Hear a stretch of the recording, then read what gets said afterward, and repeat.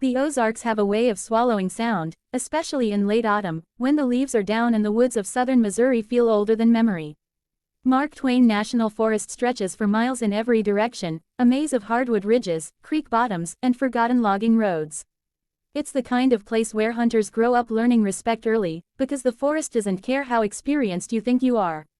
This story begins as a routine deer drive, the kind locals have done for generations, and ends as something none of them were prepared to face. It was early morning, just after first light, when 4 friends parked their trucks near an overgrown fire road. The air was cold enough to sting the lungs, and a thin fog clung to the hollows. They had hunted this section of forest for years. It was familiar ground, marked with old trail ribbons and landmarks only locals would notice. A split oak struck by lightning decades ago, a limestone outcrop shaped like a broken tooth, a creek that always ran colder than the rest. The plan was simple. 2 men would push the ridge, moving slowly and making just enough noise to encourage any deer to move downhill toward the other 2, who were posted near a narrow saddle. At first, everything felt normal. Squirrels barked in the distance. A barred owl called once and then went quiet. As the drive began, the woods settled into the tense stillness hunters know well, where every snapped twig feels louder than it should. About 15 minutes in, one of the drivers noticed something off.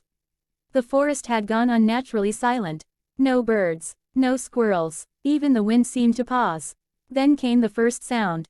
A deep, hollow knock echoed through the timber, not sharp like a branch breaking, but deliberate, heavy, and spaced evenly.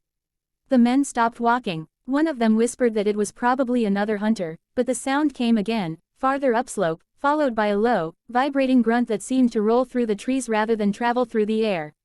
As they stood there listening, something large moved parallel to them, just out of sight. They could hear it pacing, not crashing blindly like a deer, but stepping with purpose. Each footfall sounded heavy, compressing leaves and soil. One of the men raised his rifle, suddenly aware that his hands were shaking. Whatever it was keeping pace, matching their slow advance without showing itself. Down near the saddle, the 2 posted hunters were experiencing something even stranger. They expected to see deer break cover, but instead they heard rapid movement coming straight toward them from the ridge. At first they thought the drive had gone wrong and one of their friends was moving too fast. Then they smelled it. A strong, musky odor hit them, like wet earth, rotting leaves, and something animal all at once. It was overpowering, enough to make one of them gag. Out of the brush to their left came a sudden eruption of sound. A massive shape moved between the trees, taller than any man, its shoulders rolling as it ran upright. For a split second, one of the hunters had a clear view through the branches. He later described it as covered in dark, matted hair, with arms that swung too long and too fluid to be human.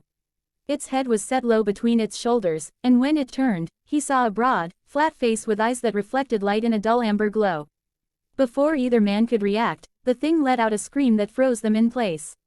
It wasn't a roar like a bear, and it wasn't anything human. It rose and fell in pitch, carrying anger, warning, and something else they couldn't name. The sound echoed through the forest, bouncing off the ridges and filling every hollow. Up on the ridge, the drivers heard the scream and knew instantly that something was wrong. One of them felt a powerful impact hit the ground nearby, followed by branches snapping overhead.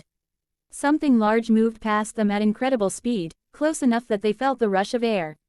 Then came the sound of trees being struck, not broken, but slammed, as if something was asserting its presence. Panic set in. The careful plan of the deer drive collapsed into raw instinct. All 4 men began moving toward each other, shouting names, no longer concerned with stealth. As they regrouped near the fire road, the forest erupted one last time with heavy footsteps circling them at a distance, accompanied by deep, rhythmic vocalizations that seemed to come from multiple directions. Then, just as suddenly as it began, it stopped. The woods went quiet again, but this time the silence felt watchful.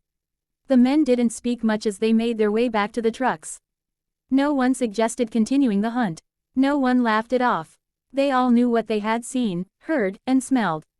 In the days that followed, they returned to the area with caution. They found massive footprints near the saddle, pressed deep into the soft ground, far larger than any bear track they had ever seen. Trees showed fresh bark damage high off the ground, and one sapling had been twisted and snapped as if it were nothing.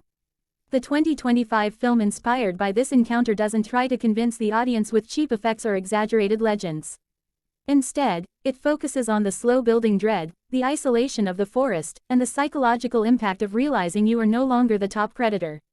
Whether you believe in Bigfoot or not, the story taps into something primal, the fear of the unknown, and the understanding that there are still places in this world where humans are only visitors. Mark Twain National Forest remains vast and largely unexplored.